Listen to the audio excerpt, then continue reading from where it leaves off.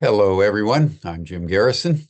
I want to welcome you to this session of Humanity Rising as we commemorate in the United States the 4th of July, which is the annual commemoration of the Declaration of Independence back in 1776 when the 13 colonies came together and declared independence from Great Britain in one of the most extraordinary documents of modern democratic expression written by Thomas Jefferson that demanded liberation from the colonial empire of Britain so that the people in the 13 colonies could express themselves religiously and politically in a new and more expanded way.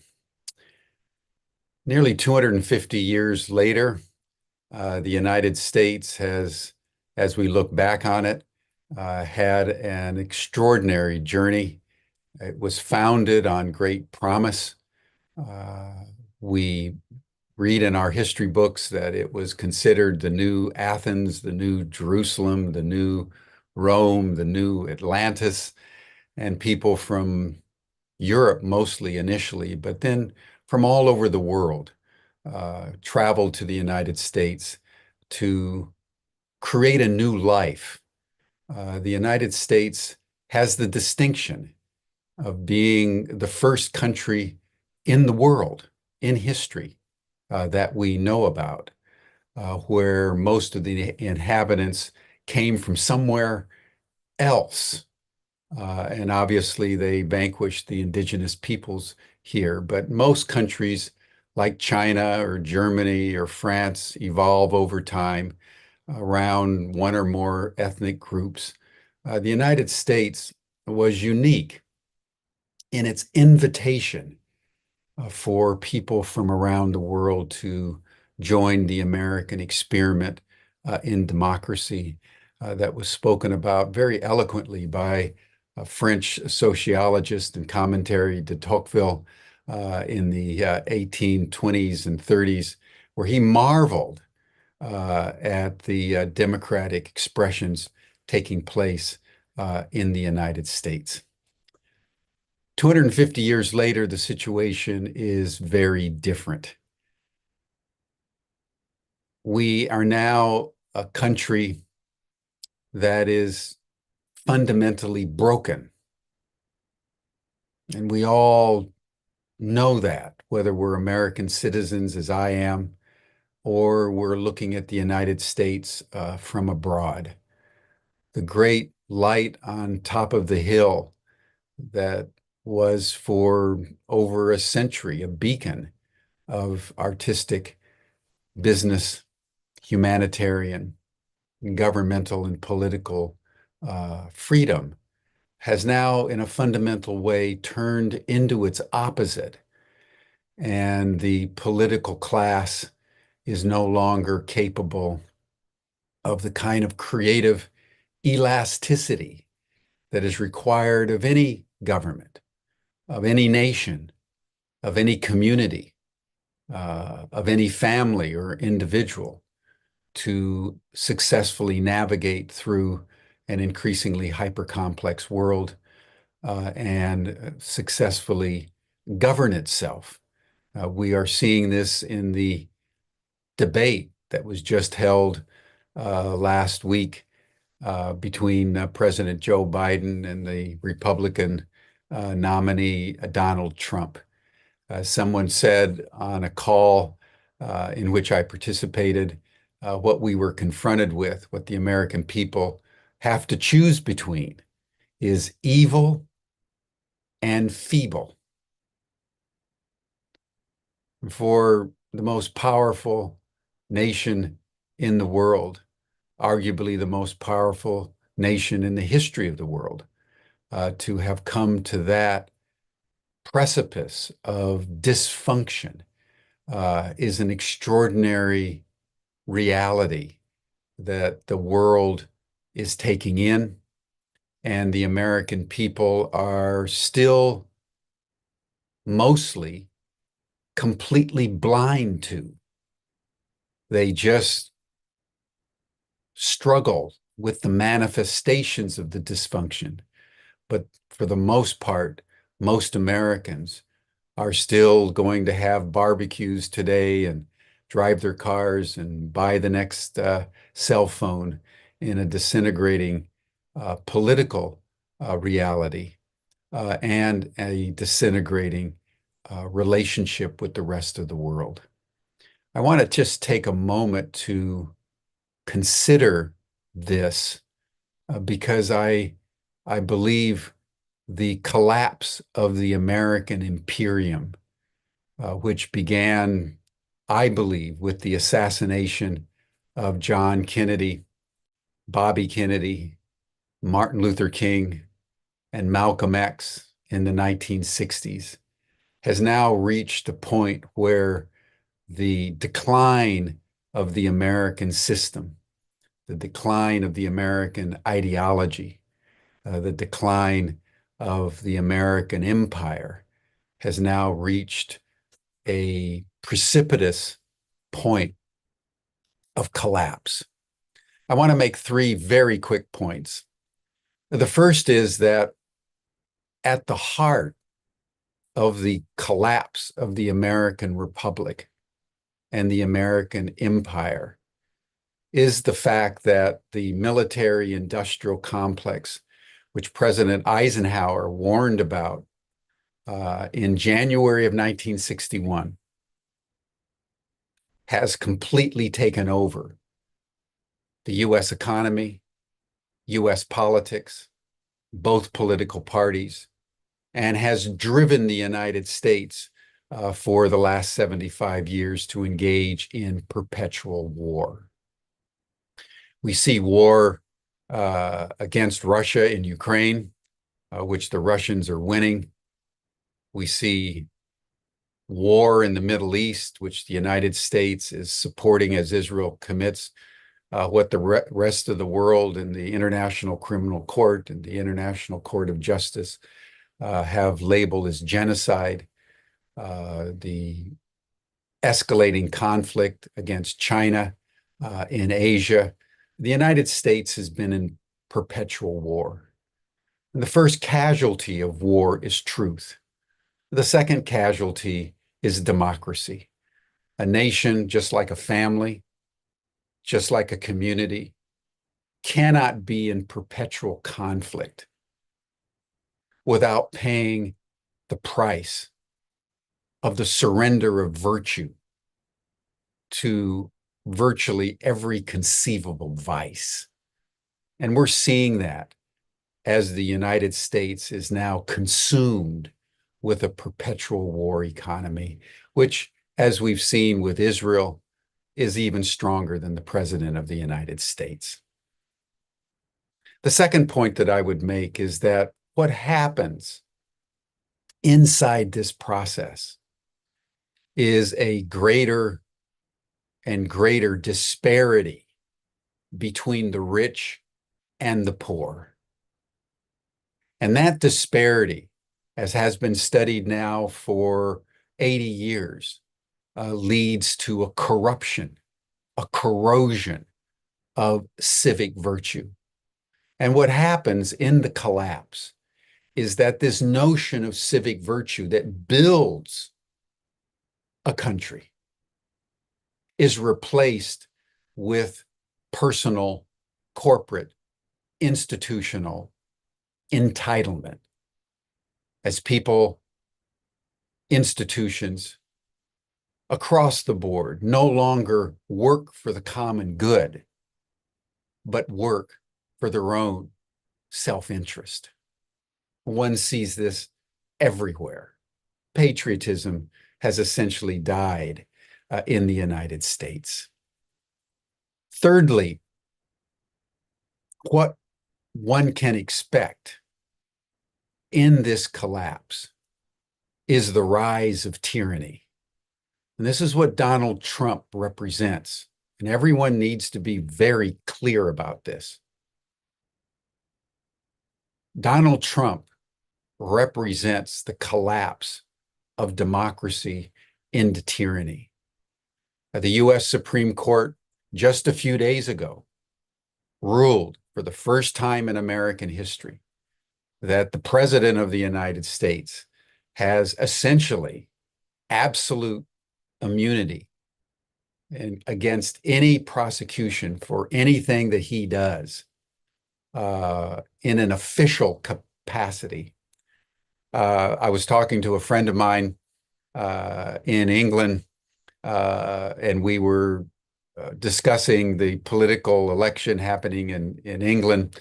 We were discussing the politics here in the United States. And I said, we're going back to George III. And he said, no, you're not going back to George III, you Americans. You're going back to Charles I. And this is really important. What happened with Charles I? Charles I in England was the equivalent of Louis XIV in France, a monarch of complete sovereignty, a manifestation of the divine right of kings. In the aftermath of Charles I, the English people had their glorious revolution. Charles II was deposed and executed. And in the aftermath of that, the British political system evolved a new equilibrium where it was the Parliament, not the king, that ultimately was sovereign. And when one thinks of Charles, King Charles today, or Queen Elizabeth, his mother, they were largely figureheads, as was George III. Parliament at that time was emerging as the great source of gravity in the English political economy. So what we're now going to experience as the United States hastens its collapse, as the rest of the world begins to organize the BRICS countries, Brazil, Russia, India, China, Saudi Arabia, Iran, as the global majority now organizes itself against the United States and the G7.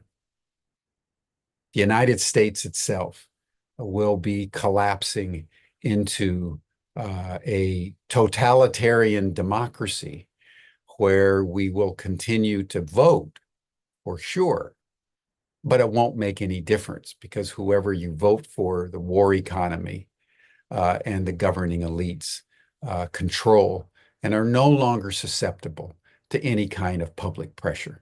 We see this with the fact that there's no gun control. We see this in the fact that the states are stripping away the rights of women in terms of sovereignty, even over their own bodies, so that we're in a situation in the United States where the perpetual war economy, where the surrender of civic virtue into personal entitlement is leading to a corruption of the very democratic institutions with which the nation and the republic was founded. That's what's happening in the USA on July 4th, 2024. It's a stark reality. Our choices are limited. Dysfunction reigns supreme. Tyranny is emerging to confront the republic. And as Plato predicted of all democracies, they eventually surrender themselves to mob rule, and out of it emerges the tyrant. And that's what we're confronted with today. How we as citizens navigate through this, how we as citizens vote in November, how we as citizens come together in new communities as the imperium collapses around us, is the most important question before the American public. And because America has had such an enormous influence over the world, I would say the public of the entire planet. I'd like to conclude with an image taken from history. When the Roman Empire began its collapse in the third and fourth and fifth centuries AD in the West, people of goodwill began to collect all the wisdom they could find from deep antiquity.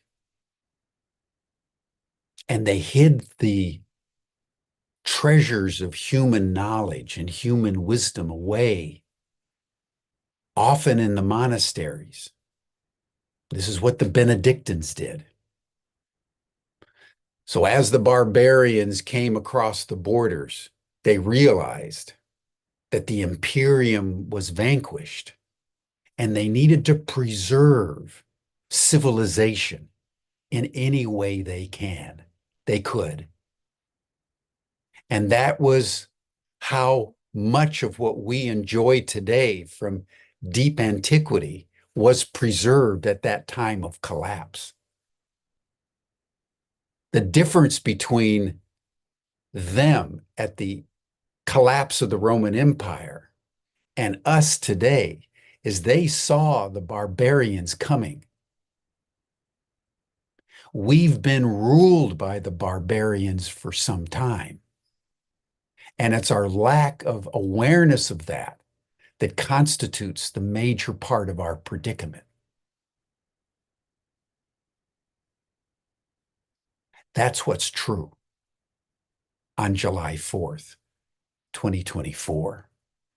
So we at Humanity Rising, and as we're going to hear today, those who are espousing veganism and different spiritual traditions, this is our work in a time of collapse to preserve the primordial wisdom, to preserve the fundamentals of civilization in small communities as we can, knowing that as the collapse hastens, our capacity to preserve and protect and embody the deeper eternal verities is our contribution to the ongoing survival of human civility. So thank you, everyone, for joining us today on the 4th of July. I hope my comments will be edifying. I know that people may disagree. Everything that I say on these programs is done in the spirit of truth pursued, not truth possessed. So I invite dialogue and debate, and perhaps we'll have a special session on these matters in coming weeks. Right now, I'd like to shift to our topic for today. I know that most Americans are having barbecues with all kinds of meats and hot dogs and hamburgers and various types of things. So we thought it would be a good day to talk about veganism. So I'd like to introduce Tami Hay. She is the founder of 1 million grandmothers, or vegan grandmothers, and she is passionate about this. We've been in touch through Shannon MacArthur.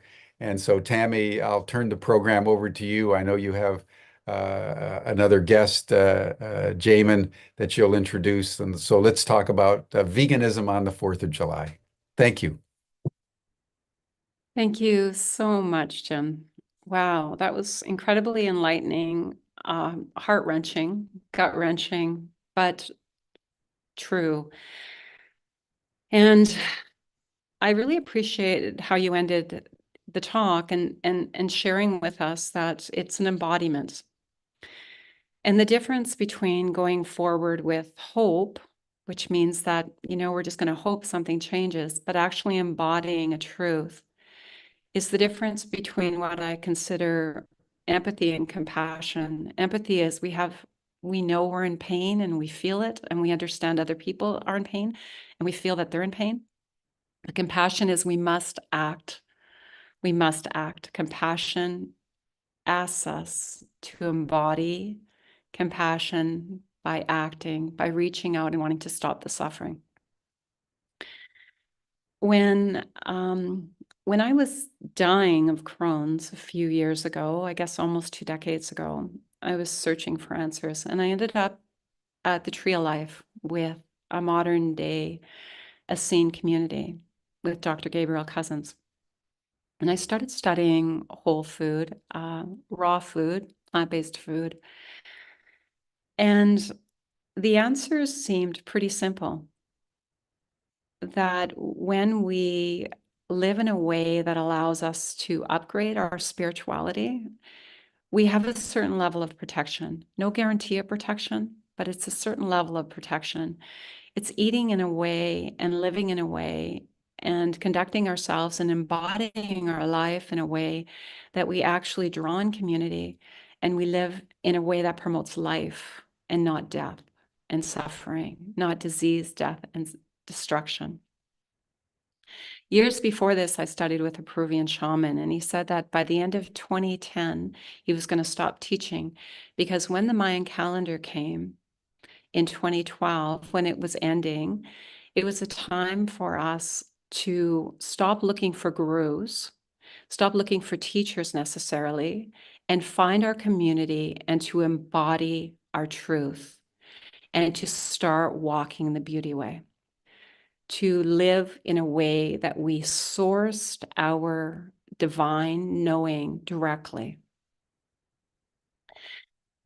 That had a huge impact on me a decade later when I realized that we are all what we came here for. We are the ones we've been waiting for, as the prophecy tells us. And I started really getting to work. And part of it was really getting in touch with my gut, really getting in touch with my gut.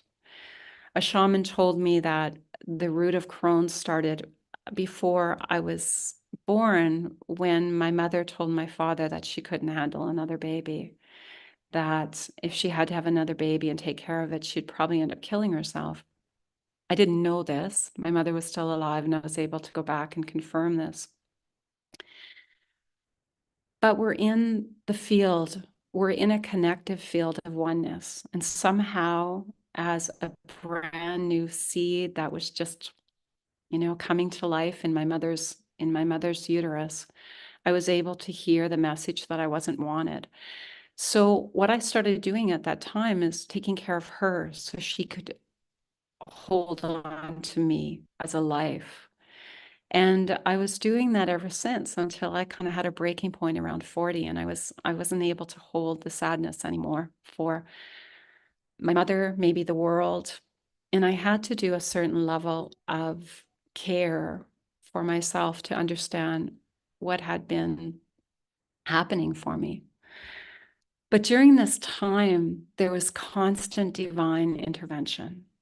I would be away playing in the northern trees by the pond. I used to go watch pollywogs turn into frogs.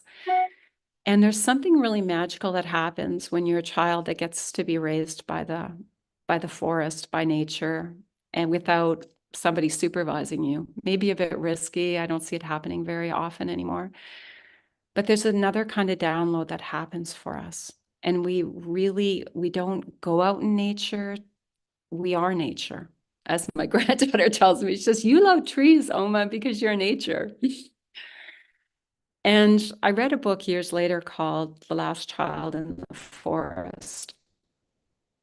I realized that we're losing our connection, that our children are losing their connection. And as Jim said, it might be part of the big plan. It might be part of releasing people and completely shoving them away from knowing that they're sovereign and sacred beings.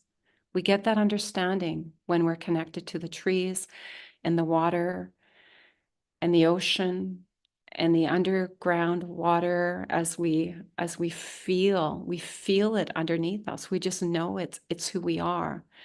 And when we get so disconnected, we forget that we are here to be one with it. And if it dies, we die.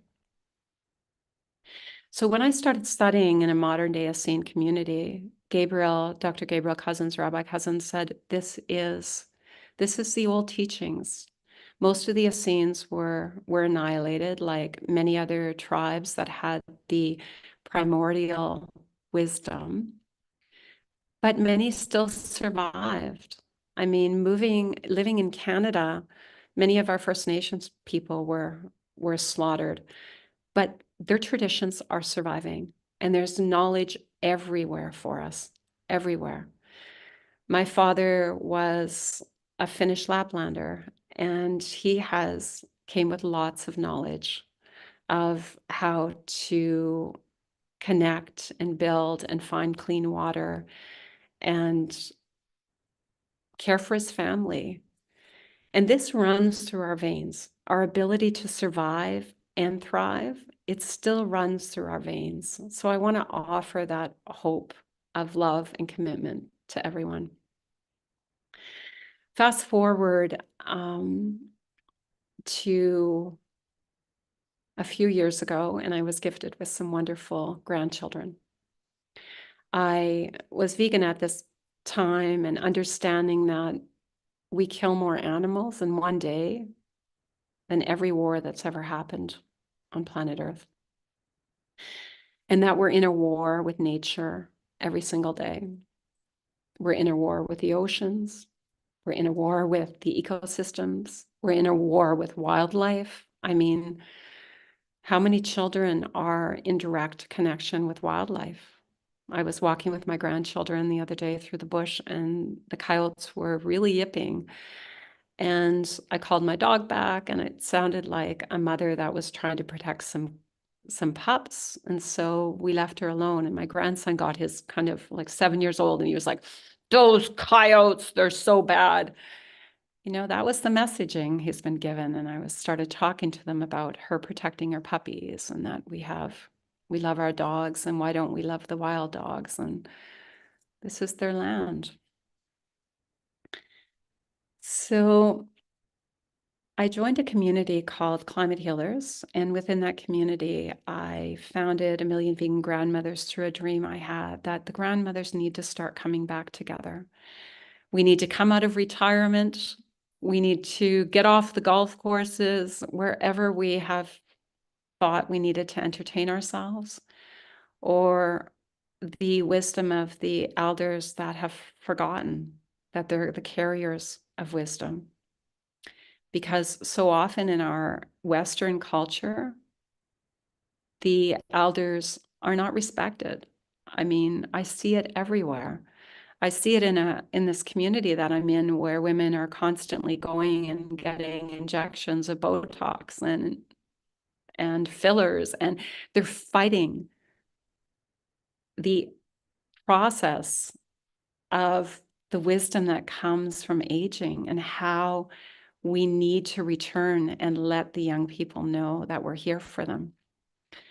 One of my dear friends, Judy Carmen, her last book was Homo Ahimsa, Who We Really Are and How We're going to Save the World, said that the young people need to know that we've been fighting for their planet, that a lot of us have been fighting for their planet for a long time, and they're not alone. They need to know that. Well, the Million Vegan Grandmothers are coming together. There's not a million of us, but that's our dream.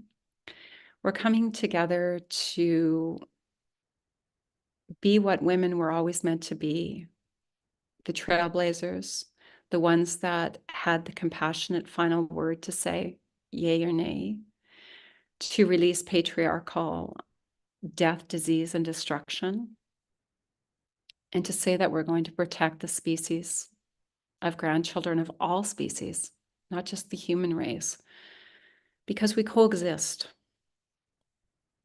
We coexist.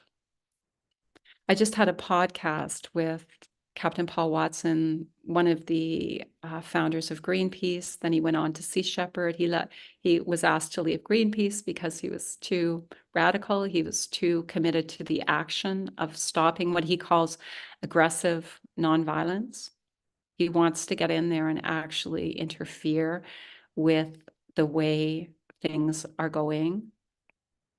So he's taking complete embodiment of his work. Then he went on to fund Sea Shepherd, the same thing happened. And then he went on to start his own foundation, the Captain Paul Watson Foundation. Right now he's in Iceland trying to stop. The ministry has just given permission to a very corrupt, wealthy man to kill 99 endangered fin whales. And he is there with his ships to say, no, no, no more. We're done. We're done. He said that every time he's been asked to come into a First Nations community to stop the modern slaughtering of whales that he's been very criticized for, was always the grandmothers inviting him in. He's never gone into a community unless the grandmothers had invited them in. And it's always the grandmothers that have invited him into the community to say, please stop this. It is wrong. It is hurting us. It is harmful.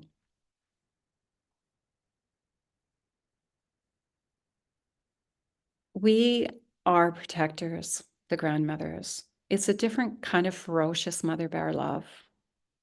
The instinctive energetics of a mother's love for her children has even been annihilated to some degree on this planet.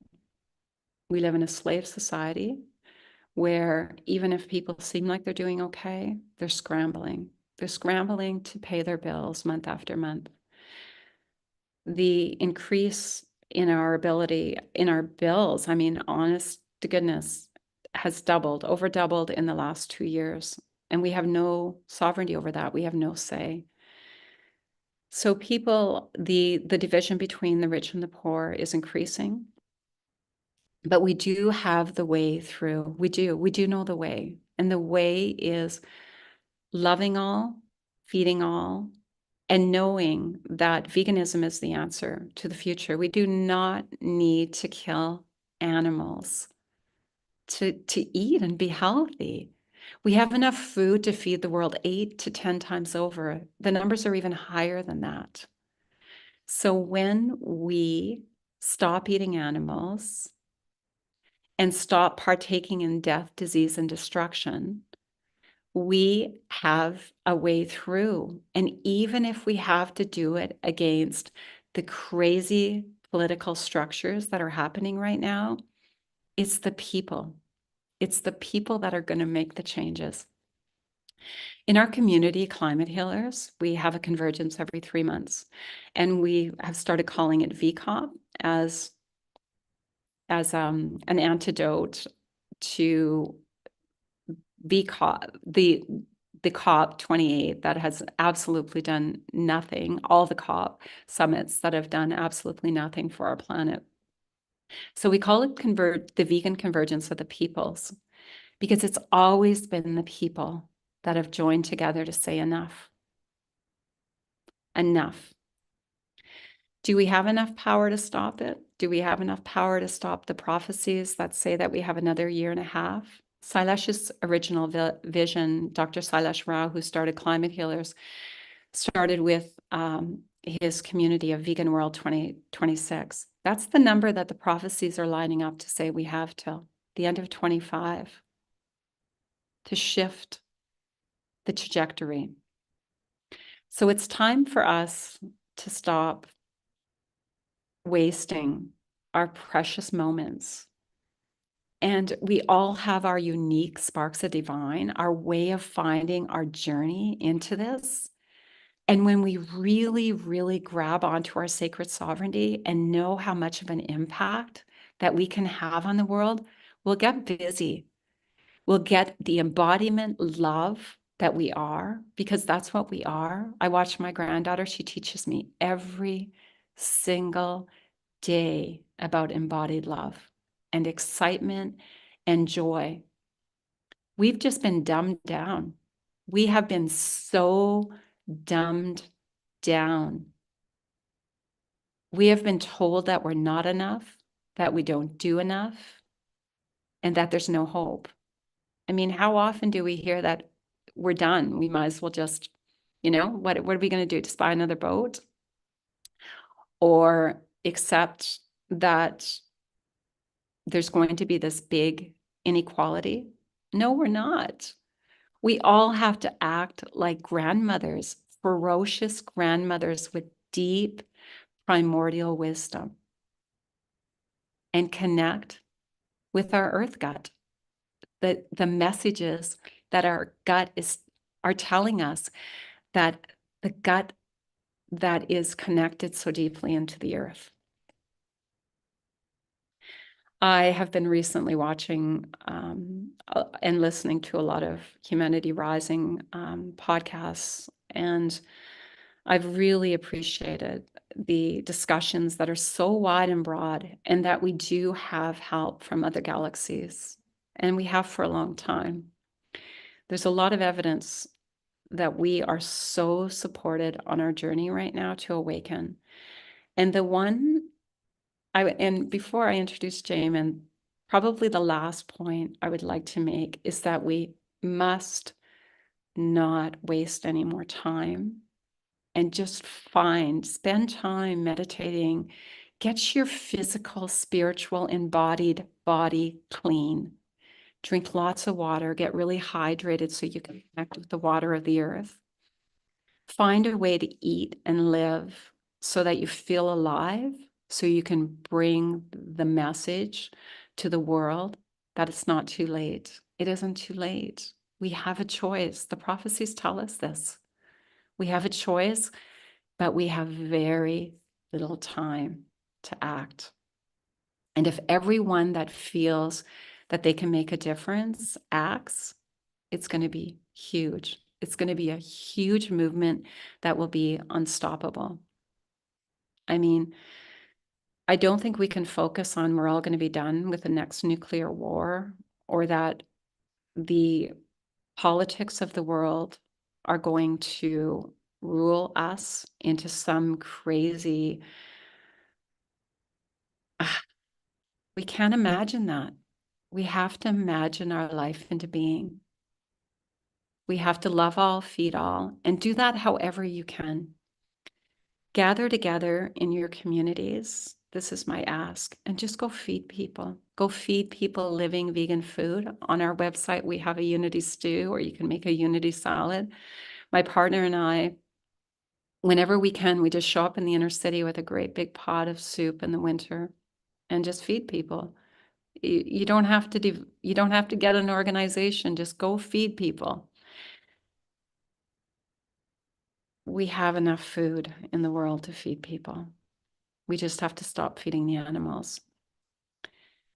If you go into Climate Healers, you'll see that there's a paper by Dr. Sailesh Rao that animal agriculture could be potentially responsible for 87% of the issues that we're having around climate change. So take a look at that paper. Take a look in your hearts, and take a look in your spirit, and find your path. Right now, I'm writing a book with my partner called Grief Mapping, because this is what I truly believe. People don't act because they don't have enough room in their psyche and their soma to have more grief. So clear your past trauma, your past stagnation, your addictions, and your habits.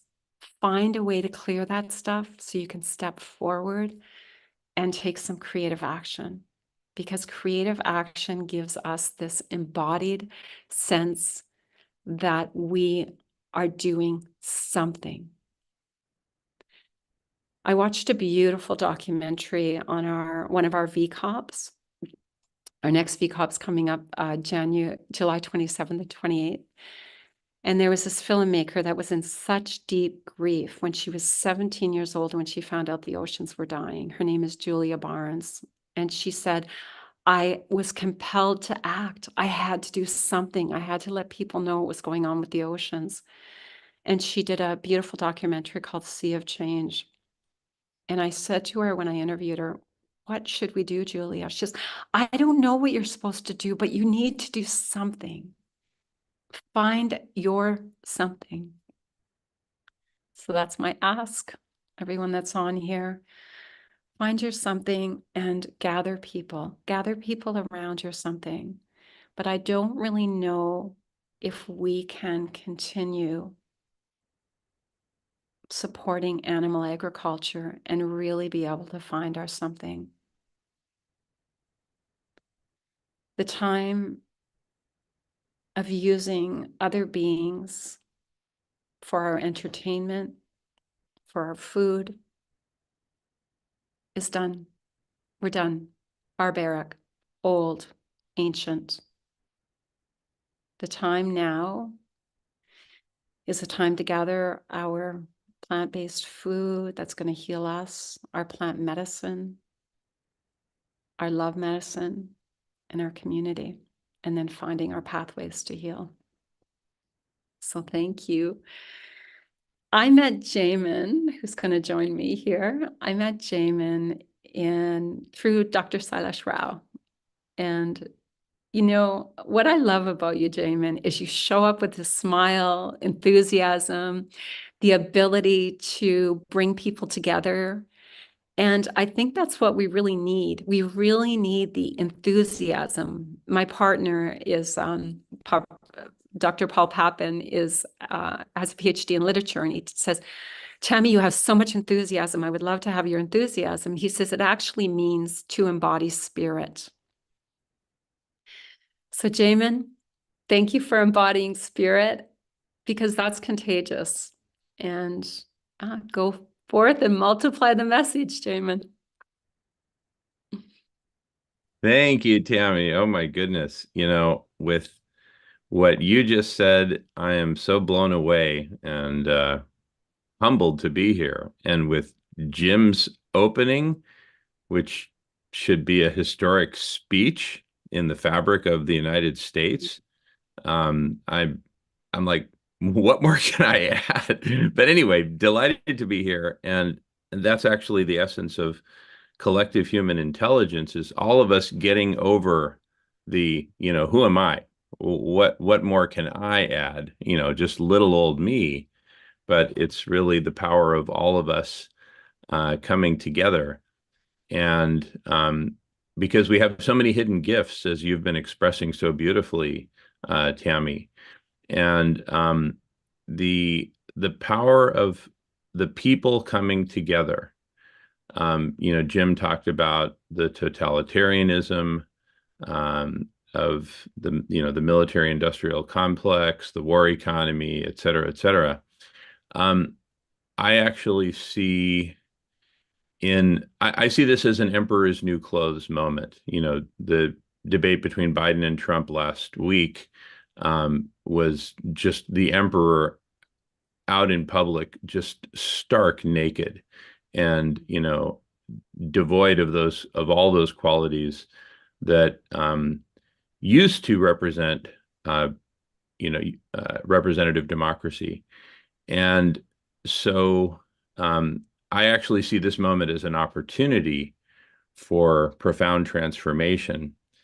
And in the Buckminster Fuller construct of, don't try to overthrow the current system, create a new system that makes the old system obsolete.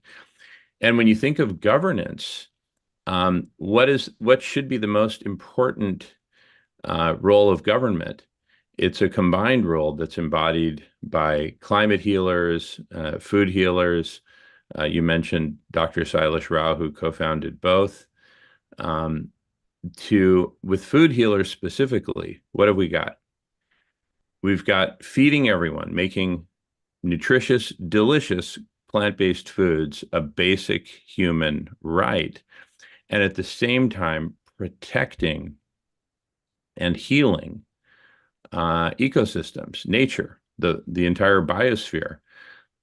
And you get both of those in one with food healers. So imagine food healers growing to fulfill this combined need, feed everyone, and in the process, you know, get the world to go vegan. Because, you know, I often say it almost as a joke, a benevolent joke. Um, you know, what's the best way to get the world to go vegan? Feed people plant-based food. I mean, it's just like it's obvious when you put it in that frame rather than try to convince them, you know, um, and just feed them plant-based food. Um, and so much healing, both internally and externally, results from that. So as food healers takes on that role, then we essentially become a new form of governance, not government, but governance, right? Replacing, making the old system obsolete. It's like, who's feeding you? Is it the government or is it food healers, right? So, and when I say food healers, I really mean very much in the spirit of what you just said, all the different programs that are feeding people plant-based foods like Food Not Bombs, etc. And anyway, I'll pass the feather back to you. You speak so beautifully, Tami. You're just on a roll. Passing the feather. Thank you. Mm. Well, Jamin, maybe you could tell us about the community that you're bringing together on your Tuesdays.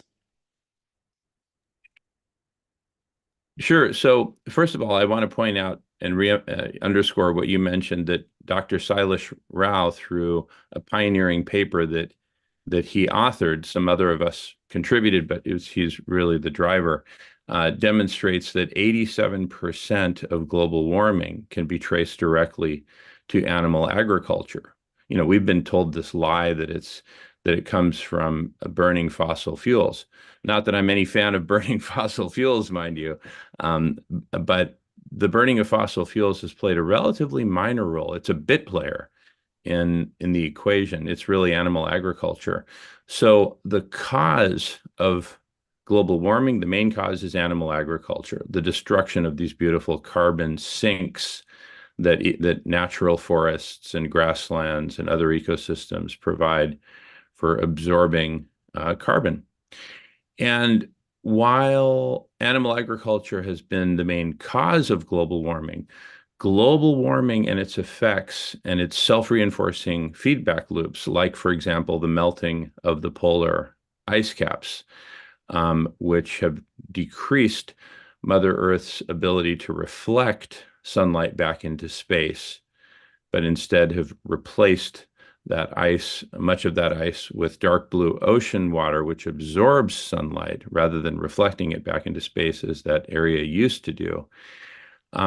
The self-reinforcing feedback loops have reached such a fever pitch and such an exponential trajectory that I believe we're at a point where we need to cool the planet. We need to stop the overheating and actually reverse it, but reverse it not with the same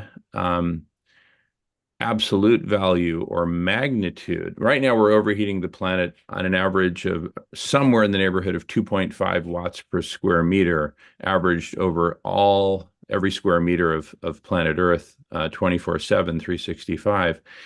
I believe we need to cool the planet at a rate perhaps 5 or 10 times that rate, you know, say between 10 and 20 watts per square meter. And we're overheating so quickly. We're literally like a house on fire, where it's time to, we're, basically putting away the matches, so to speak, that cause the fire. Putting away the matches is not enough, right? We need to break out the fire hoses, and the fire hoses in this case include notably solar radiation management or solar radiation modification, increasing the reflectivity of the planet, reflecting a much more significant percentage of the incoming sunlight back into space, right? And in a sense, replacing what the missing ice caps and missing ice on Greenland and glaciers, et cetera, replacing those functions that Mother Earth provided naturally, supporting them with technology such as marine cloud brightening, which is completely clean, burns no hydrocarbons, uses wind and wave power to spray water droplets of salt water into the air to form clouds, bright white clouds that then reflect sunlight back into space. So we discuss this every Tuesday. We started a People's Forum for Cooling the Planet with Professor Guy McPherson and a number of colleagues who are here with us today among the attendees, I'm happy to see. And so we meet every Tuesday starting at 11 o'clock Pacific time in our one and only Zoom room. And everyone's welcome to join. Everyone's encouraged to join. And Paul asks, is that climate engineering? Marine cloud brightening, it strictly falls into the category of geoengineering. And geoengineering has taken on a bit of a bad name because there have been some really bad ideas for geoengineering that have been proposed. And I caution everyone to be very careful not to throw out the baby with the bathwater, because there are some very noble and absolutely clean and nothing but benevolent forms of solar radiation modification, solar radiation management. It's simply a matter of reflecting more sunlight back into space than what Mother Earth can do right now in her diminished capacity, having lost so much ice. Anyway, let me pass the feather back to you, Tami. Thank you. Thanks, Jamin. I think it's really important. We're here today to talk about veganism. So it's really important to also understand that there has been so much research of how quickly land will recover when we stop animal agriculture, and how much sequestration can happen, even in grasslands that have been left to recover. There's many, many examples of this right now. One of them, Satna forests. The Satna forests around the world are an amazing example of taking really parched land and land that was really uninhabitable to moving into completely regenerating that land. So if you want to see an example, I'm hoping to spend next February in India being in a self-sustaining community of Satna forest. And these pieces of land that are regenerated, authentic regeneration. So we hear a lot of the buzzword, and it's quite disappointing. I mean, the first documentary, not the first documentary, but the documentary Kiss the Ground, done by Woody Harrelson as the narrator. He actually studied with Gabriel Cousens and was able to become a successful actor because of it, because he was constantly getting acne, couldn't act with his face like that. Gabriel Cousens put him on a raw food vegan diet, got him meditating. He became a superconductor of the divine, as Gabriel always says. And then he went on to do documentaries like this. It's kind of like, being swayed by the dark forces.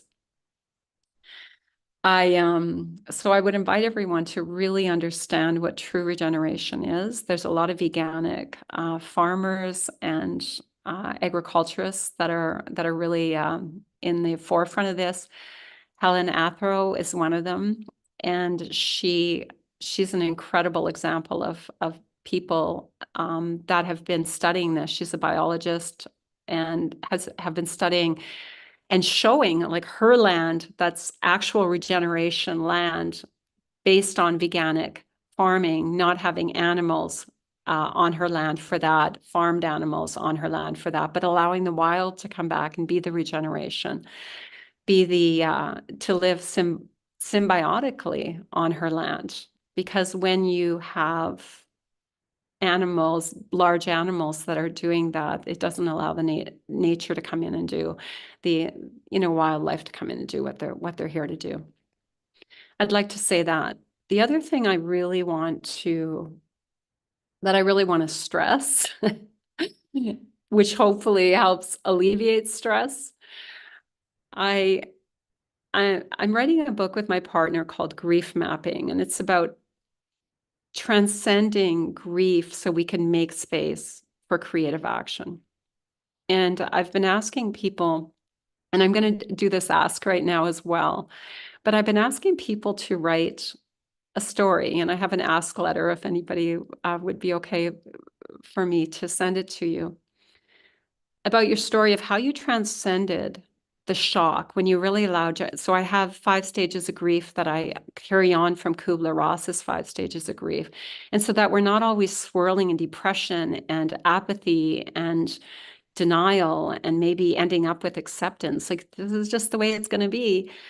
But we allow ourselves to feel the felt sense shock. And as Silash said, what? Like, I was really angry when I found out what they're teaching in school. They were lying to me, and hence Jim's university, that is, teaching real truth, what is actually going on, and stop hoodwinking and lying to all of us. That's where we get trained at a very young age. I mean, I watched my grandson in grade 1 lose some of his spirit. I cried about it a few times with the grandmothers. But when I was writing, and Judy sent me a story about collateral beauty and really understanding what collateral beauty meant after she had been an activist for so long for the environment and for animals. And then her daughter died and didn't know whether she could, how her heart was going to mend from another great loss. And somebody had told her to watch a movie called Collateral Beauty. And then Judy did this article and I did a response. So in the book, there's going to be call and responses like they have in Kirtan, and that's part of community building. We share something and then somebody responds. It gives us a sense of movement. It gives us a sense of power. We need to keep moving. We need to keep moving the emotion. We need to be in motion to move energy. And I would really like to invite everyone to remember that we're always in the middle of collateral beauty. So there's loss, but what does that loss do? It has the potential, if we stay awake and we wake up, to let it open up our heart deeper and deeper and deeper, and let it open up a place within us where we cannot be hoodwinked anymore. We cannot be distracted, lied to, and followers. We all need to be leaders now. That's it. We need to lead each other home. We need to walk each other home. But to always see the collateral beauty. So when we see destruction, does it give us more energy to want to save the next wetland as we watch one being bowled over? And are we willing to step forward and do that? When we know that there's people being fed in a certain area 5 days a week, but they're not being fed 2 days a week, why aren't we the ones making some soup if we can in our kitchen and bringing it to them? What prevents us from acting in creative forces? Some of it is, honest to goodness, whether we want to admit it or not, we've been dumbed down. We have been. There has been a world set up to dumb us down, to despiritualize us, and to help us forget. But the really good news, as crazy as the world is right now, we have that much support. Because as Gabriel Cousens says, we are 99 point something% light. We are light. We come here as light. And if we're focusing on the dark force and we're seeing that that is who we are and that's how we're turning out, we are forgetting. We're forgetting. We're forgetting. And all we have to do is join our hearts with this infinite amount of light, join community, and move forward. So as much as there's destruction, there's way more light. As much as there's problems, there's way more solutions. And every teacher that I've stepped into their world and then became a colleague, because we need to do that. We need to stop guruing people. We need to become colleagues. We need to be able to stop as I was speaking of the other day with my community, we need to stop the caste system in every way we think, that some people are more worthy to listen to than others, that some people deserve and some people don't deserve. The caste system of life that has been running through every part of our lives, no matter where you live, no matter what color your skin is, we have lived in a caste system. And it's dumbing us all down enough to think that we're not enough, which prevents us from taking creative action. And that is what I'm so passionate about. I've been doing embodiment work with people, body work with people. I don't say on people, all kinds of healing body work for 25 years now, under the guise of massage therapy. And honestly, the very best thing I could do for people isn't to rub their rhomboid. It's to help them remember that they're worthy and that they matter and that they're enough and that they have gifts and that their gifts shouldn't be hidden anymore, that we need them. And it's a hard one because when most people are in grief, we get a lot of irritation, we get a lot of pushback, we get a lot of their pain projection. Even within my own family, there's tons of pain projection. But as we tap into what Jim calls over and over again, our primordial wisdom, we won't even see that anymore. We will see this little child in them that just needs a really big hug or some really healing food or a back rub.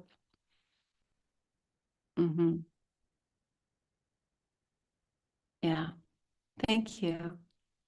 I hope it doesn't feel like I'm going off on a tangent, but I do have to say, we do really need to know that we matter right now. It's huge because it's the collective of each one of us knowing we matter that we will bring our heart forth and we will do our work with heart. So thank you.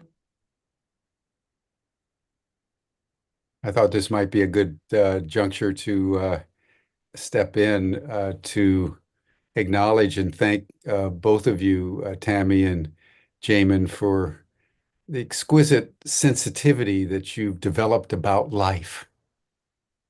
And, you know, you were so right in your initial remarks, Tami, to underscore how we've been dumbed down, we've been numbed in the process of dumbing, and we have been increasingly isolated from each other and manipulated by the ruling elites to feel that we are completely powerless and we just need to go along with the program.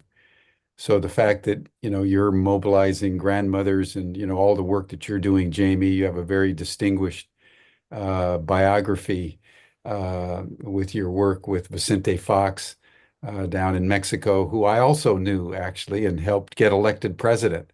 He was the governor of Guanajuato at the time, and we brought in Amory Lovins and a number of things. And so the fact that you're working with him on the legalization of cannabis is quite an extraordinary accomplishment. I wanted to focus the conversation around this observation that you made, Tami, which I think is worth reiterating, that the war machine is not just war against people, it's war against nature.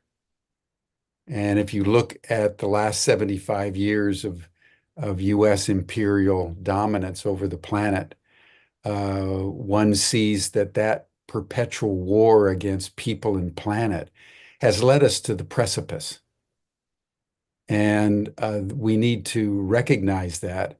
And I ask this question because I think the point that you were making about grief is worth pausing over, because I think that is the emotion, not anger, you know, not fear, although we all feel those things, but it's a deep grief that is emerging in the American soul at an extraordinary opportunity that's been squandered.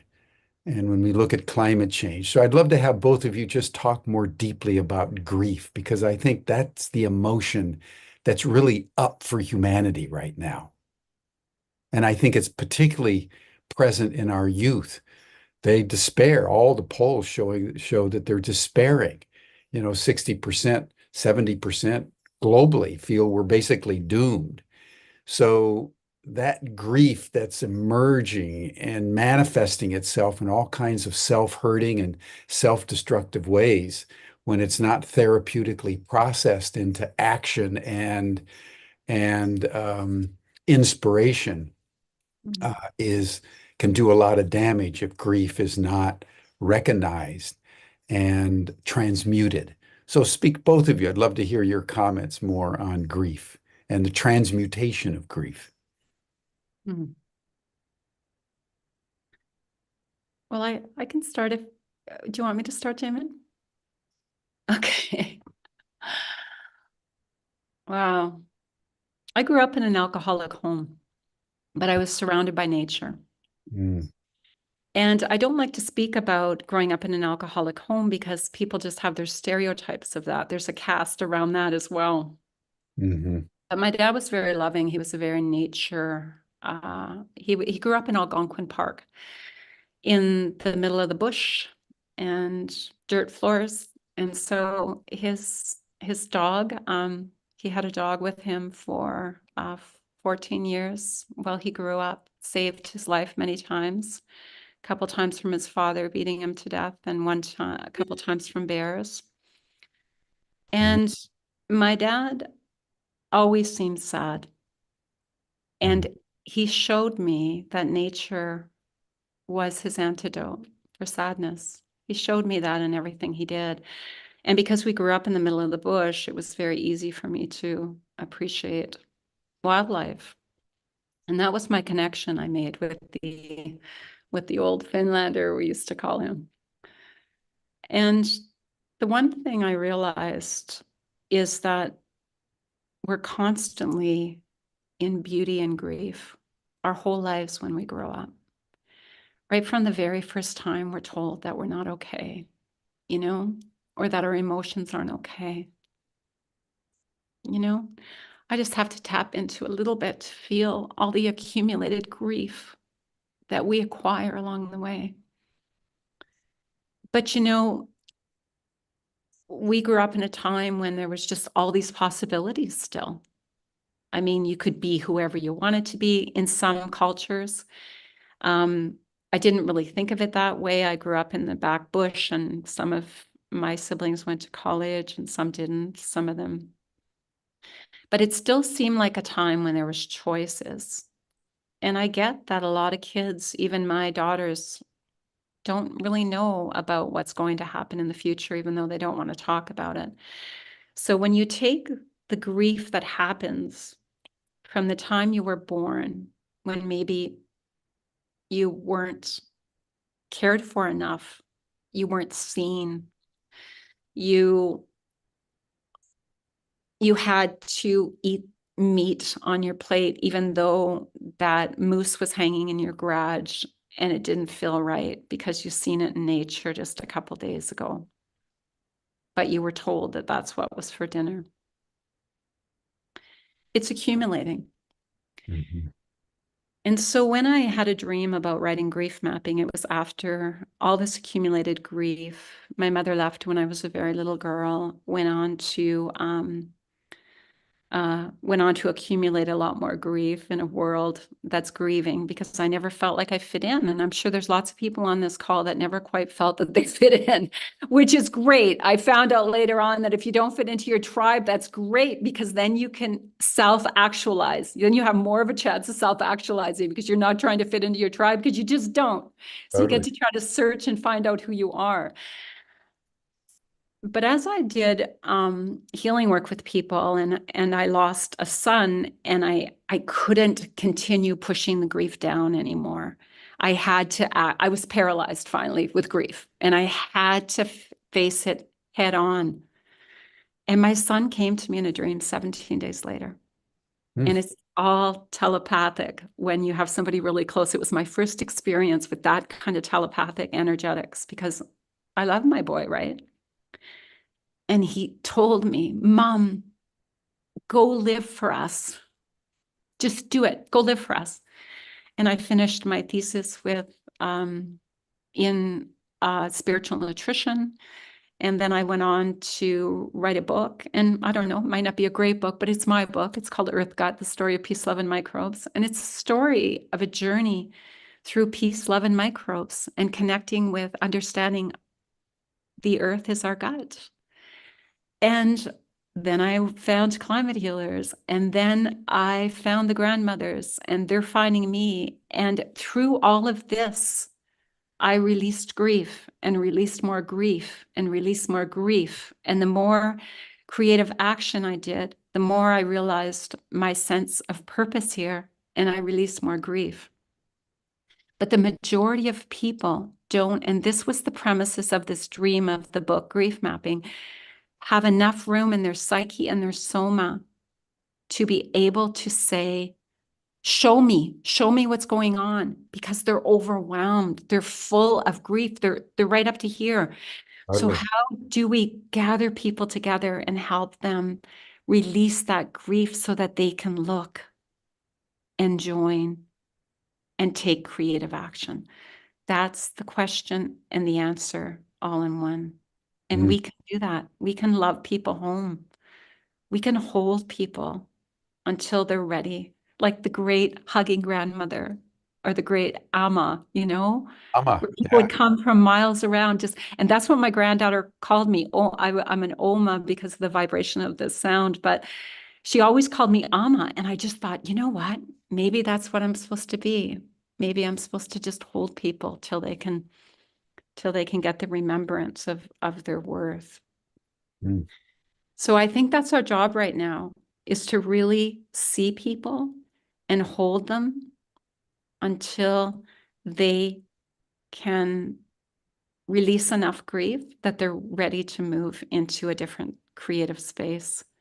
Because that's the other thing that's been dumbed down, our creativity completely. And we need to regain that. We need to find our sacred sovereignty again. Yeah, thanks. Jamin, what would be your comment? Well, it's such a beautiful question, Jim, and Tammy's answer was so beautiful and heartfelt that I have to respond just with honesty. And I'll tell my story around grief, which is an ongoing story. And when I was 3.5 years old, my parents separated, and over the next couple of years, divorced. And there was a moment when I was 5 years old when my mother was going away, and it was a very traumatic moment for me, and I shut down. I know this from other relatives relating to me what happened at that moment, and it was a moment. And I shut down and I suppressed and suppressed, and I was not the same little boy after that.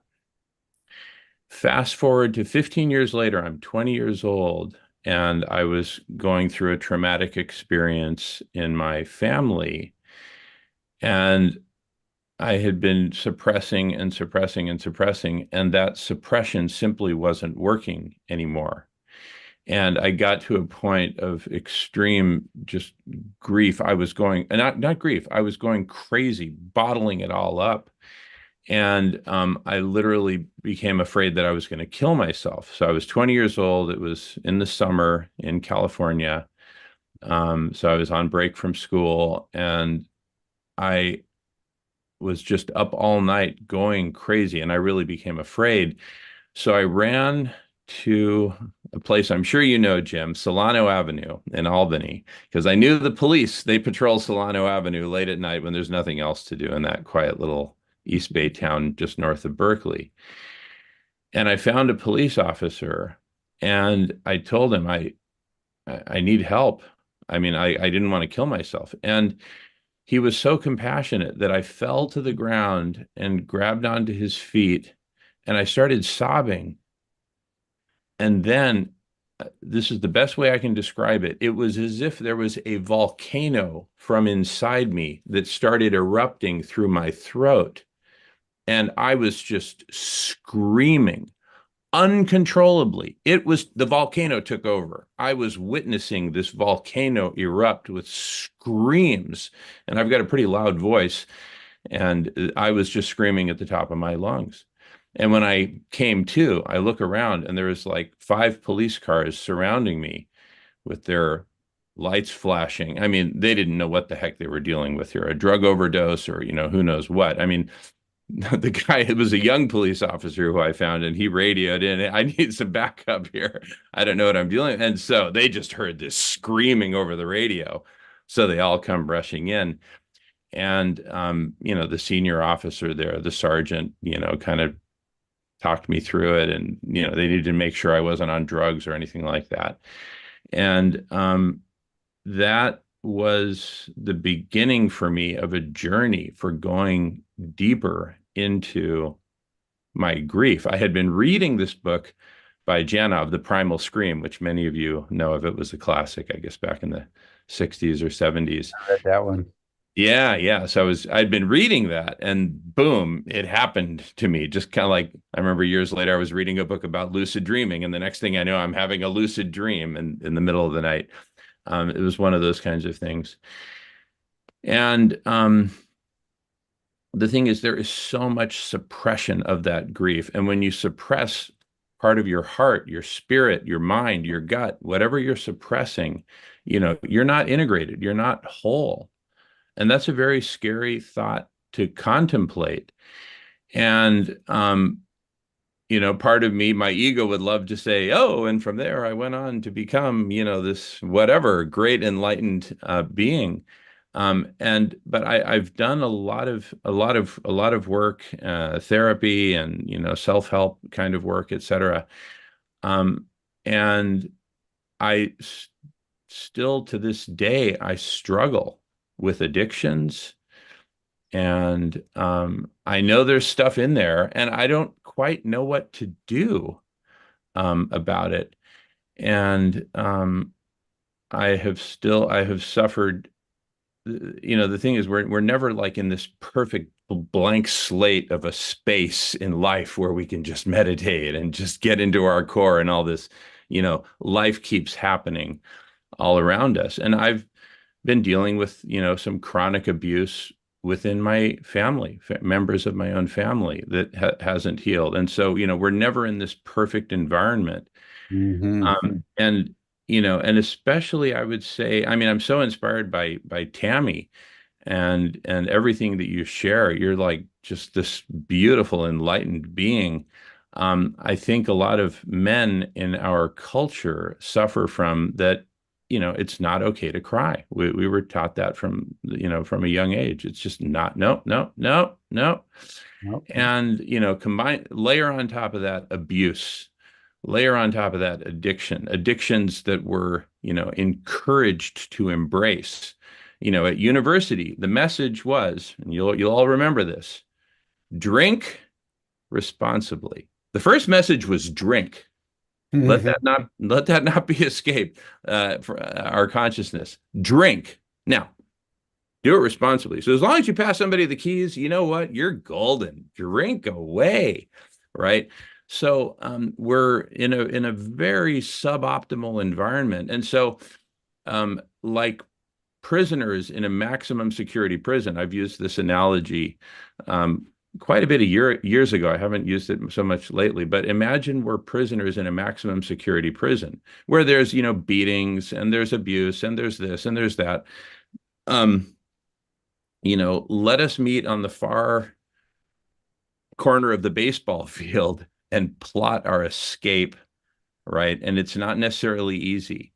I'm still a prisoner of these things as I've been describing. So, Anyway, again, your question was so beautiful, and Tami, your answer was so beautiful. I couldn't answer in any other way than just honesty. And so that's part of my story, and I'm happy to share more. And I will be in the after chat. So join us for after hours, passing the feather. Well, it's so profound, both your stories and, the whole work of, you know, Gabor Mate and Thomas Hubel on transgenerational trauma. Gabor's latest book has been on the myth of normal, Mhm. where trauma is so embedded in the culture, we're told it's normal. And to kind of get out of that is we're told that's crazy. And, the sedation of the young people and the sedation of students through pharmacology is at an accelerating rate, at dangerous levels. And so, the point that you're making, Jamin, is so strong. The first message was drink. And, what do they call it? Work hard, play hard. That's another euphemism for work during the week and then drink yourself stupid, and binge drinking and so forth and so on. And I know that from, direct experience from my own family as well.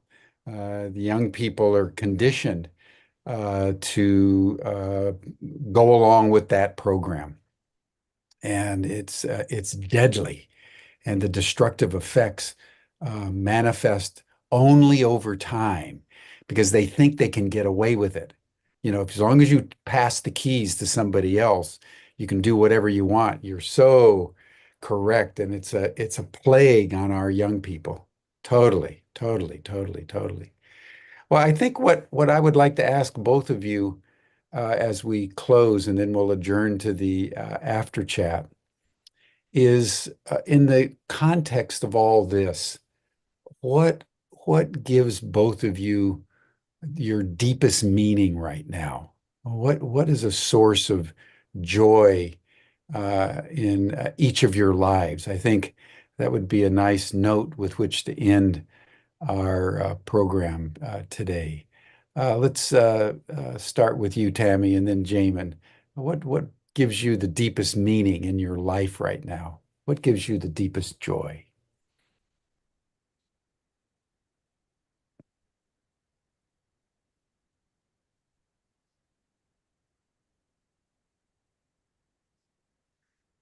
There's so many things I could say, but I just really felt into the fact that I still have choice. I feel I really still have choice. I have a lot of brain sovereignty. Um, I I still can choose to get up in the morning and have a cold plunge and walk barefoot on the earth with my dog and let my grandchildren jump into my arms and paint with me. Mm, And the animals that I'm speaking out for don't.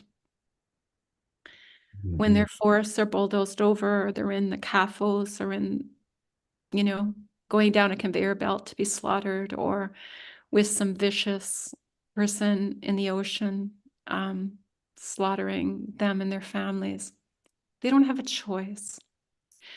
So I have a choice, and probably most of us, the listeners on here, have a choice. Choose wise. Get a hold of your primordial hour and choose wise, and don't waste another precious moment. And I'm not always saying creative action is movement, physical movement, but there's a movement in the flow. And use your breath to recirculate. So every breath in is new life, and every breath out, let it go. And I'll end with one of my favorite lines from one of my favorite artists, Xavier Rudd. And he said, I believe that we can breathe in the magic of our worth, and I believe we can exhale everything we feel we didn't deserve. Mm. So use your precious breath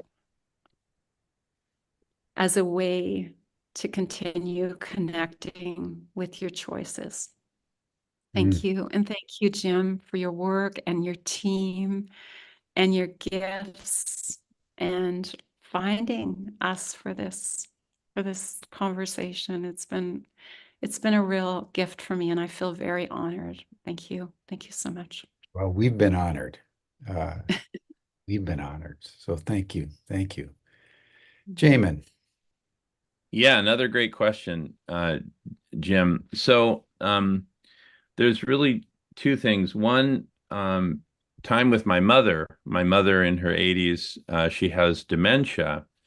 And I also attribute that to, living in this society and having lived through the traumas going back to when she was a small young child all the way through, adult years. And but nonetheless, here she is. And when I go see my mom 2 or 3 times a week and spend the day with her, um, I dementia is a double-edged sword, and the positive edge is that she is just in a pure state of love and connection. I just hug her and we go for walks and hold hands, and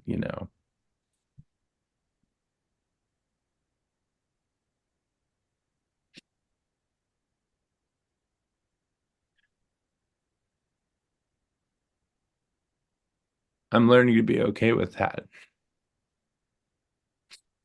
And another thing that gives me tremendous joy, having grown up in the East Bay of the San Francisco Bay Area, a land I know you know and love, Jim, as many of us do.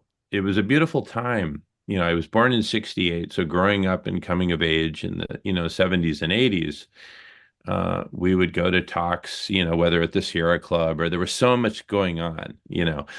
And I would see this amazing audience come together, whether coming together for a talk given by Ralph Nader or Noam Chomsky or Chalmers Johnson, or, all these great speakers who would routinely come to Berkeley and Oakland and give talks. And so I learned about collective intelligence, collective human intelligence from a pretty young age, and just saw the power and the joy and the meaning of that. And I know that's what you're working on here, with Humanity Rising in a very beautiful way. We're working on it with, as we mentioned, a People's Forum for Cooling the Planet, the Collective Intelligence Block Party, and myriad other venues. The conversation. We just keep throwing spaghetti against the wall and seeing what sticks, and then build on that.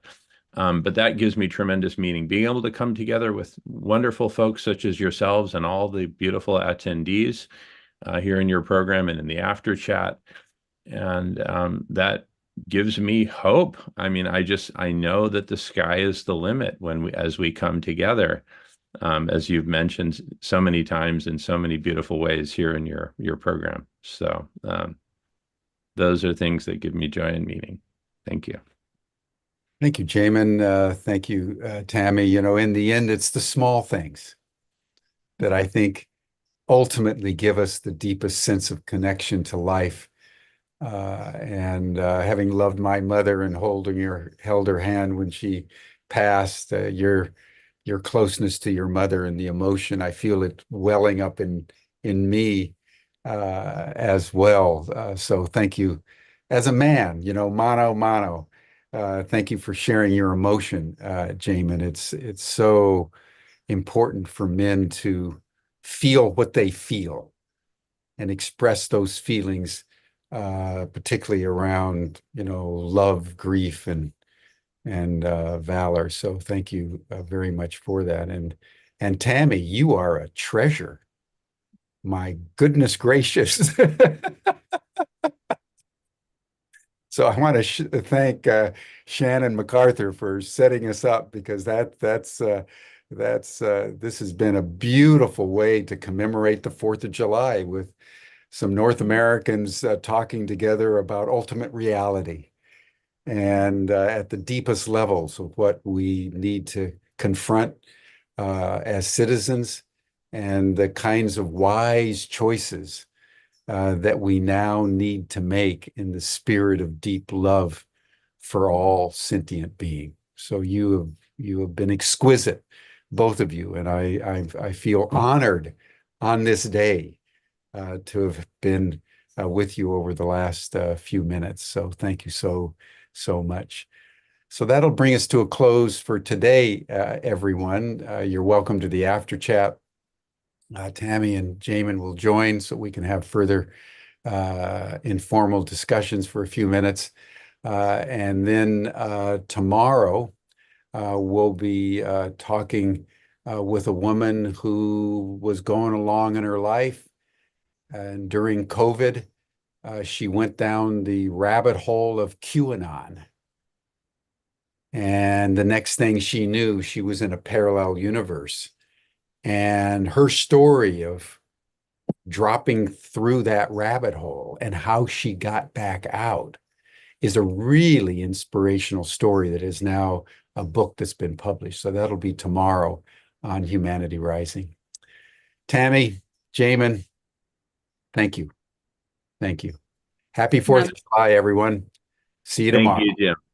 Bye Thank for you, now. Jim. Bye for now.